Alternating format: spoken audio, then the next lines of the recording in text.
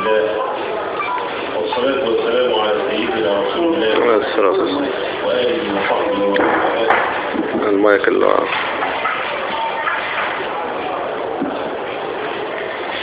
كم يسعدني كثيرا المشاركة في فعاليات هذه الندوة وهذا المجمع المبارك وهذا اللقاء الجميل مع هؤلاء الفنانين الذين سروا صفوا في دمائهم وتنسمته أرواحهم فعاشوا في جماله وأعطوه من وقتهم وجهدهم فأعطاهم الحلاوة والطلاوة.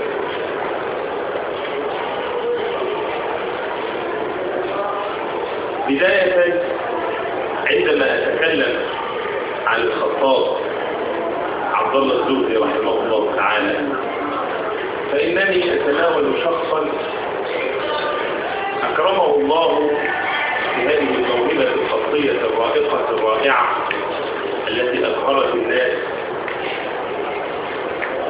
وتنقلت به الأمكنة في حياته المديدة لينتقل من أرض فلسطين مهد الأنبياء إلى تركيا حيث تعلم الخط ودرسه على أستاذه مصطفى عزت قاضي العسكر وشيخ العلماء ونقيب الأشراف في الدولة العثمانية التركية، وكيف أنه اختير وهو شاب ليكتب أعظم مكان ليكتب وينشق بخطوطه الرائقة الجميلة أروع مكان ومنطقة. فإن العلماء قد نصوا على أن البقعة التي ضمها جسد الحبيب المصطفى صلى الله عليه وسلم هي خير بقعة في الكون. قالوا لأنه صلى الله عليه وآله وسلم خير من خلق الله وخير ما خلق الله. ولذلك هذا المكان الذي حوى جسده الشريف خير من السماء والأرض ومن الكعبة ومن العرش ومن الكرسي ومن كل ما خلق الله. عندما ندخل هذا المدخل نتأمل كيف اختار الله تعالى بغض النظر عن الأسباب التي خلقها حوله هذا الشاب الخطاب عبد الله الزهري الذي هو من نسل سيدنا تميم بن أوس الداري رضي الله عنه ليكتب بيراعه أعظم بقعة في الوجود ويسجل عليها من جميل الخطوط ما تحاول فيه العيون ولا يمل منه الطرف مهما نظرت ودققت في كتاباته الطويلة وتمثيل الجلي الرائع حول الروضة الشريفة وحول الحبيب المصطفى صلى الله عليه وسلم تشعر أنك في الجنة حقا بما تمليه كلمة من معنى ذلك الجمال الذي يحسه الخطاب. الخطاب صرف عمره في فهم الحرف القرآني ودراسته والتأمل فيه فتحقق فيه قوله تعالى بسم الله الرحمن الرحيم نون والقلم وما يسطرون. كم ترددت هذه الآية على خاطري وأنا أتأمل هذه اللوحات في دخول نون والقلم وما يسطرون. يقسم عز وجل كما تذكرها سيدنا عبد الله بن عباس وقتادة والحسن والضحاك بالذوات والقلم. نون هي الذوات والقلم وما يسطرون لأن هذه اليد التي تكتب وهذه الملكة التي أودعها الله صاحبها إنما هي من خلق الله. وهذه الحضارة الإسلامية أساسا قامت على خدمة هذا الوحي هذا النص المقدس كتابة وزخرفة ولغة ونحوا وتفسيرا وفهما وأصولا. كل العلوم الإسلامية دارت حول محور خدمة النص. ولذلك فغاية مراد الخطاب أن يكتب كتاب الله وأن يكتب كلام الله، كما نص العلماء عندما يتكلمون في علم البلاغة يقولون: وغرض علم البلاغة معرفة إعجاز بلاغة القرآن. يعني إنما نتعلم هذه العلوم لنصل في النهاية إلى الحقيقة المطلقة، وكل ما وصلك إلى الله فهو العلم حقا، وكل ما أبعدك عنه فهو الجهل حقا. هذه البداية نستطيع أن نترجم من خلالها حياة عبد الله الزهري رحمه الله تعالى، وكيف أنه أوتي يراعا رائقة فائقة جميلة، وعاش في هذه المنظومة الخطية التي تتعامل مع الخط بالمادة والروح. يذكر مترجموه أنه عندما كان يكتب في الحرم النبوي الشريف كانت عنده مجموعة من المنشدين المداحين، يقال إنهم 25 منشدا،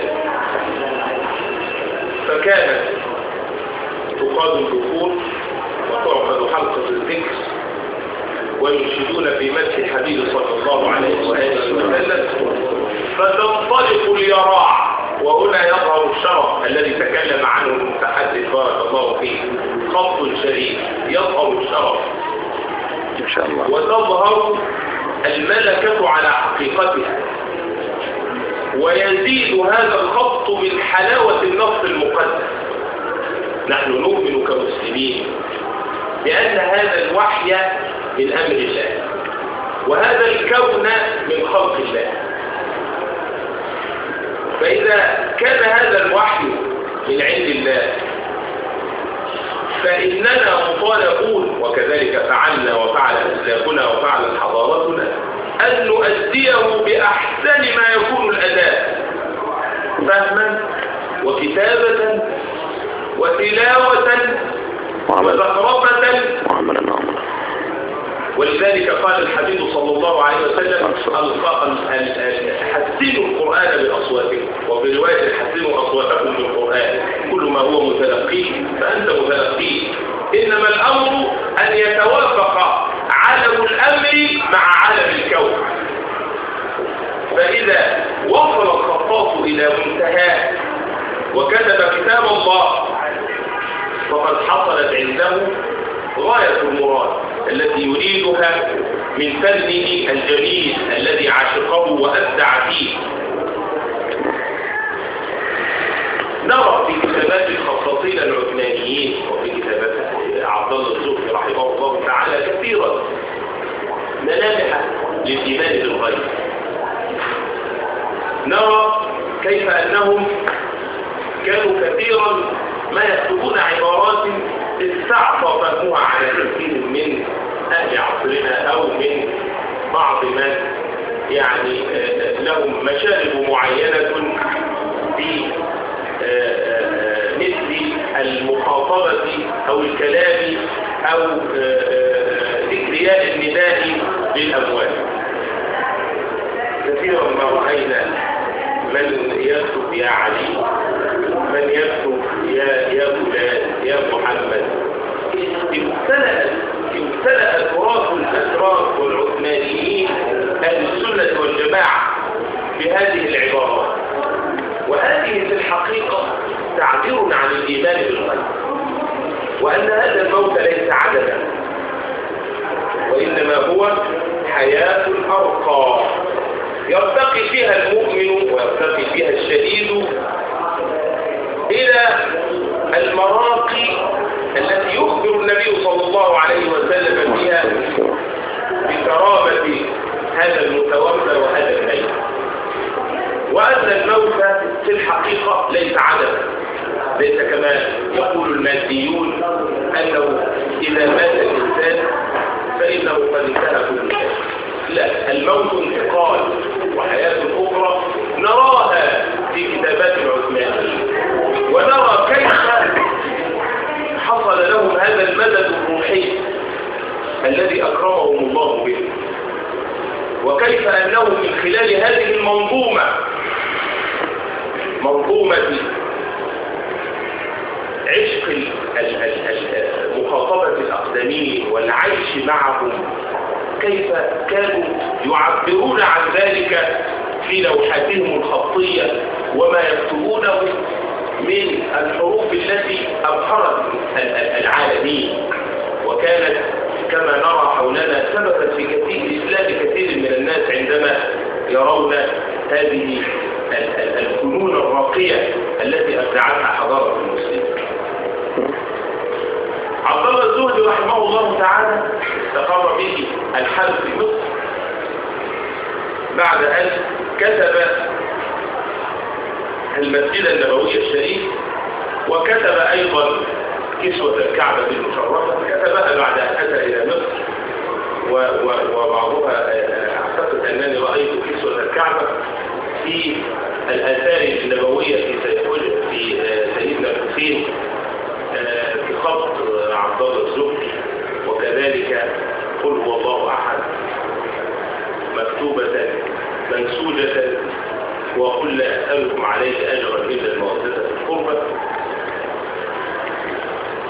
فلسفة كتابة الآيات القرآنية في تراكيبها الخطية على المساجد ومعاهد العلم، هذا أمر ينبغي أن نقف عنده طويلا.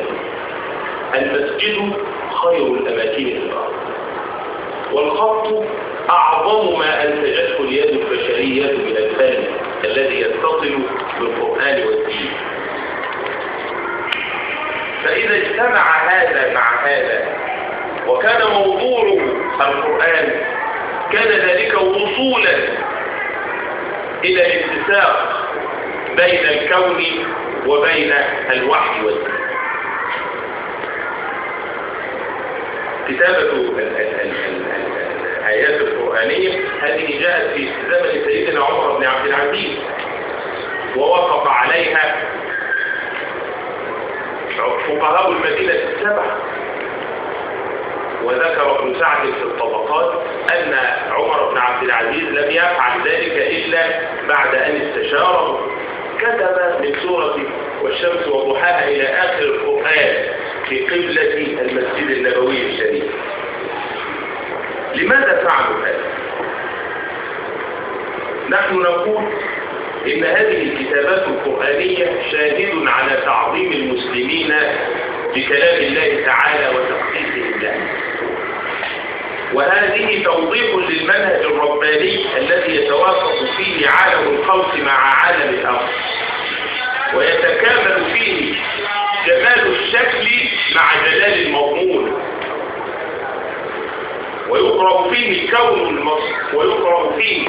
الكون المنظور من خلال الكتاب المسطور، وتبرز فيه قداسة المعنى في روعة الحرف، ويظهر فيه عمق التاريخ وأصالة الحضارة في براعة النقش ودقة التركيب، وتتعانق فيه المادة بالروح، وتطل فيه الشهادة على الغيب، وترتبط فيه الدنيا بالآخرة.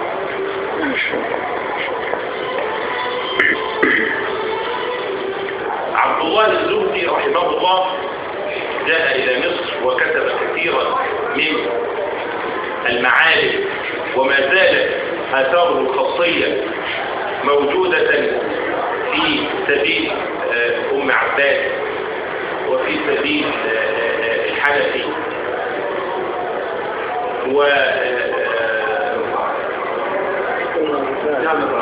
ومسجد الرفاعي. نعم وفجر النبوي. نحن بنتكلم عن مصر دلوقتي. وهذه الكتابات شواهد الصوت. نعم. وما زالت هذه الكتابات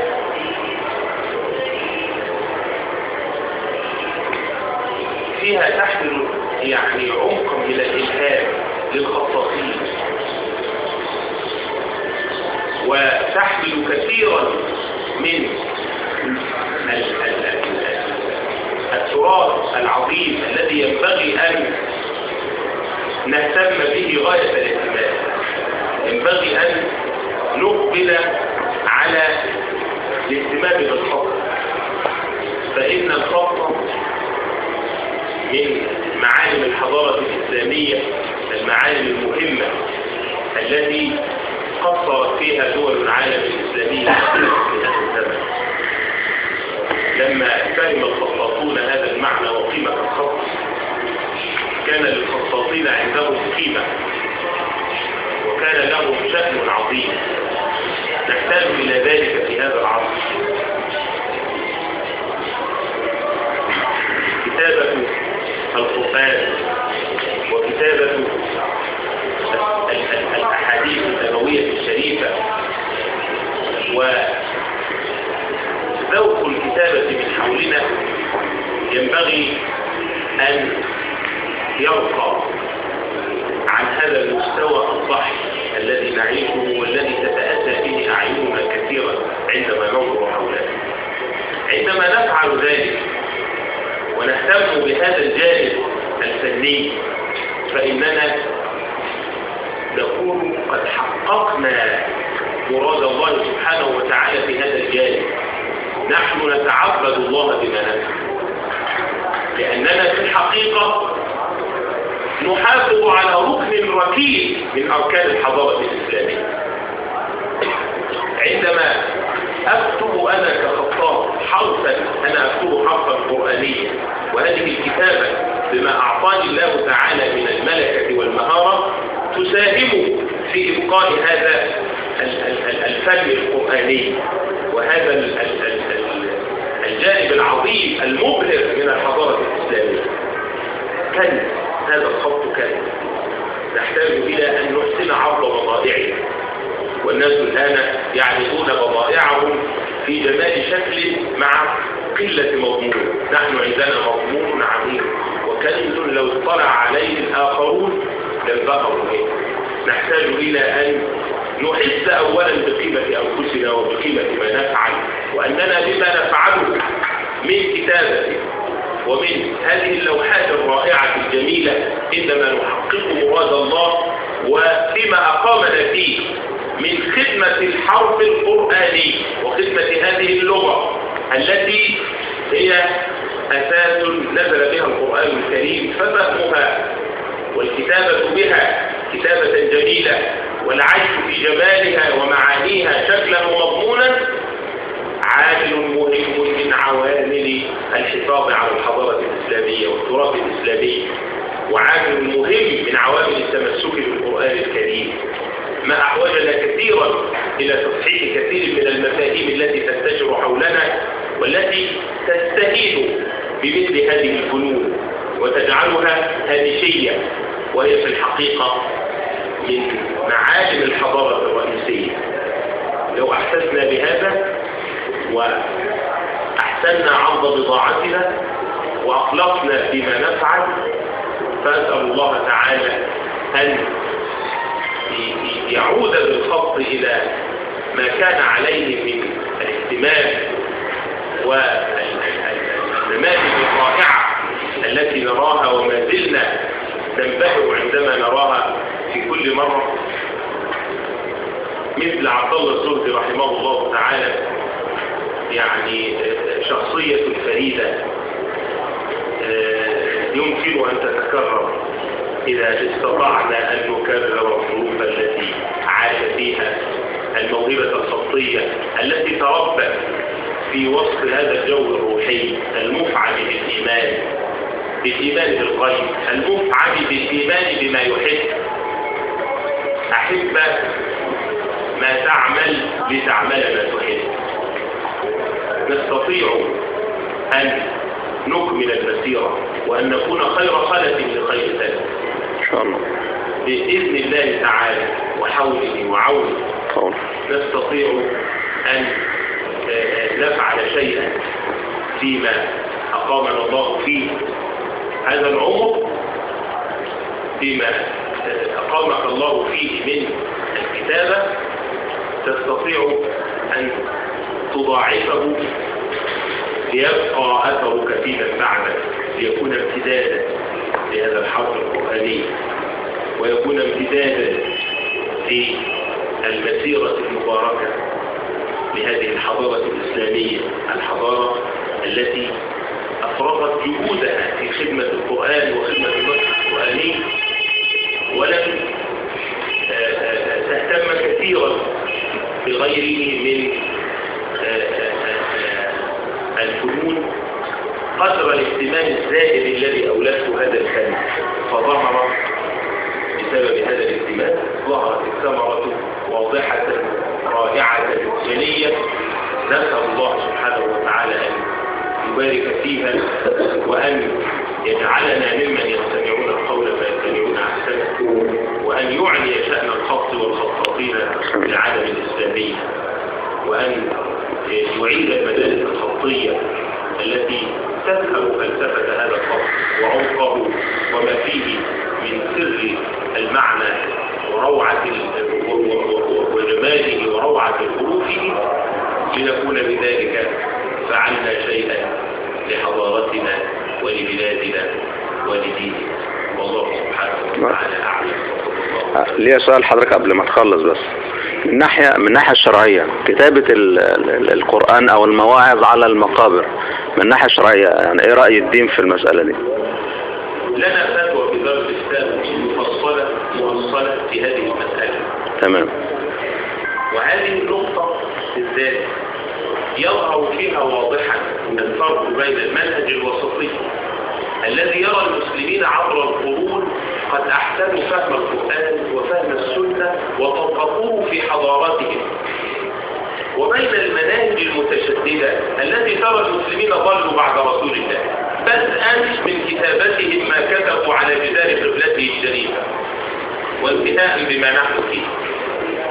يظهر واضحا كيف نفهم هذه الحضارة الإسلامية، وكيف أن المسلمين لم يضلوا بعد رسول الله، بل أمتي كالخير كالمطر لا يدرى أوله خير أم آخره. أحسنوا فهم السنة وأحسنوا فهم ما كان عليه النبي صلى الله عليه وسلم وأصحابه والسلف الصالح، وطبقوا ذلك وعرضوا للأحاديث موارد وأحوال يقولها النبي صلى الله عليه وسلم فيها وما يعقلها إلا العالمون. قد يكون الحديث واقعة عين لا عموم له، أو قد يكون مرادا منه شيئا معينا غير ما يحملها عليه من لم يفهم ولم يعقل هذه المنظومة التراثية. ولذلك نقول كتابة الشواهد على كتابة القبور، هذه الكتابات الرائعة على القبور، وهذا الثلث الذي نراه في مقابر اسطنبول، الثلث الرائع الذي هو أشبه بالمتحف، يعني لا خلاف، ليس هناك تعارض بينه وبين الإسلام وبينه وبين السنة النبوية الشريفة. النبي صلى الله عليه وآله وسلم عندما تكلم عن المقابر تكلم عن مقابر المشركين التي قال ولا قبرا مشرفا إلا سويت، كما في حديث علي ألا أبعثك على ما بعثني عليه رسول الله صلى الله عليه وسلم، ألا تدع صورة إلا طمستها ولا قبرا مشرفا إلا سويت.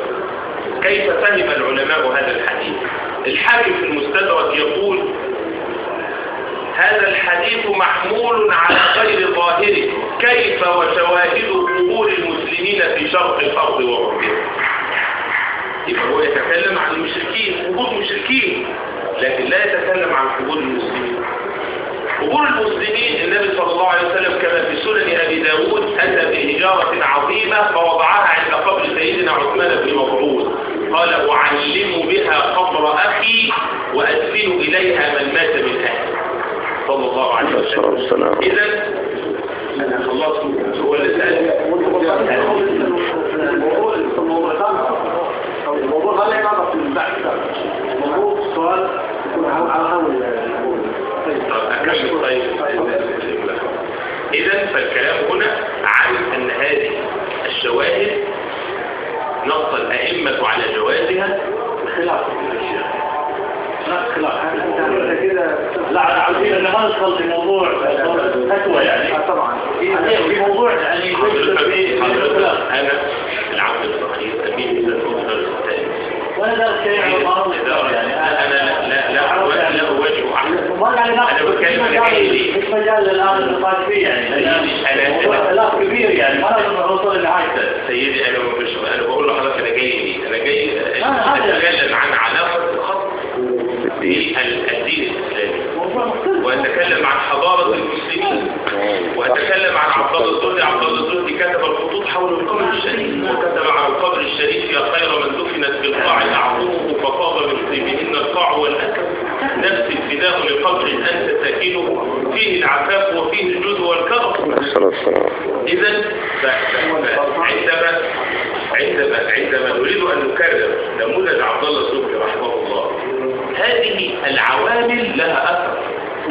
هذه العوامل التي أصبح الآن فيها خلاف ولم يكن فيها خلاف فيما مضى. نحن الآن ندرس حالة معينة عاشت في الأمة الإسلامية وأنتجت هذا الفن الرائع. ما هي أسباب هذه الحالة؟ أسباب هذه الحالة من وجهة نظري المتواضعة أنها عاشت في هذا الجو الروحي، هذا الجو من الإيمان بالغيب الذي يرى الموت ليس عدما وإنما هو اتصال إلى حياة أرقى. هذا الجو الذي يتعامل مع حرمة المسلم ميتا كحرمته حيا فيكتب على قبره ويعلم أن يعلم الناس أن هذا قبر فلان بكتابة رائقة جميلة تسعد الناظر وتشرح الصدر وتفرح الإنسان. هذه هي الحضارة الإسلامية كما وجدناها وكما رأيناها وكما عشناها ودرسناها. الخلاف الذي أتى أنا أدعي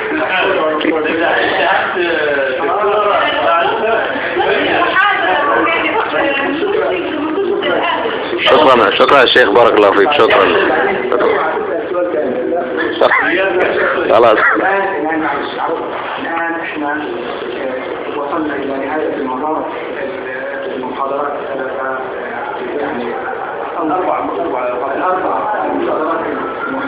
أول المحاضرات الأربعة انتهتنا وانتهت والآن ننزل هذه الكلمة لكن قبل أن أريد أن أعطي كلمة واحدة بما لا يتجاوز 30 ثانية.